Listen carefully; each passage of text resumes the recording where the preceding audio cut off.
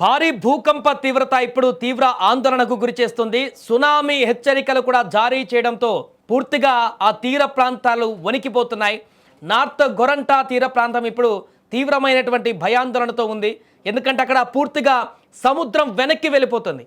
అంటిగోలాలో తీరం వెంబటే సముద్రం వెనక్కి వెళ్తుంది. తీర ప్రాంత ప్రజలను అప్రమత్తం చేశారు వాతావరణ శాఖ. సునామీ వచ్చే ప్రమాదం కూడా ఉందని అధికారిక హెచ్చరికలు కూడా జారీ అయ్యాయి.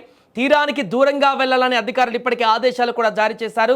భారీ భూకంపంతో ఇళ్ల నుంచి బయటకు పరుగులు తీస్తున్నారు ప్రజలు. ఇప్పుడు మరొక వైపు సముద్రము ఎప్పుడూ లేనటువంటి విధంగా భారీ ఎత్తున వెనక్కి వెళ్తున్నటువంటి సందర్భాన్ని చూస్తే తీవ్ర భయాందోళనకు గురవుతుంది అక్కడ.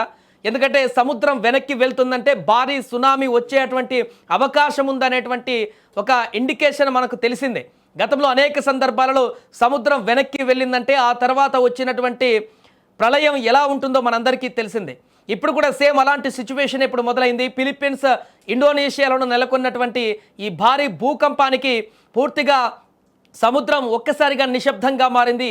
అక్కడ భారీగా వెనక్కి వెళ్ళిపోతున్నటువంటి దృశ్యాలు నెలకొన్నాయి. మరికొన్ని ప్రాంతాలలో ఆల్రెడీ సముద్రము తీర ప్రాంతాలను దాటి ఇళ్లకు నీటిని వెదజల్లుతున్నటువంటి పరిస్థితి నెలకొంది. దీంతో అక్కడ తీర ప్రాంతాలలో ఉన్నటువంటి ప్రజలని అప్రమత్తం చేశారు అధికారులు. వెంటనే వారిని హైట్ ప్రాంతాలకి, ఎత్తైనటువంటి ప్రాంతాలకు వెళ్ళాలంటూ కూడా ఆదేశాలు జారీ చేశారు.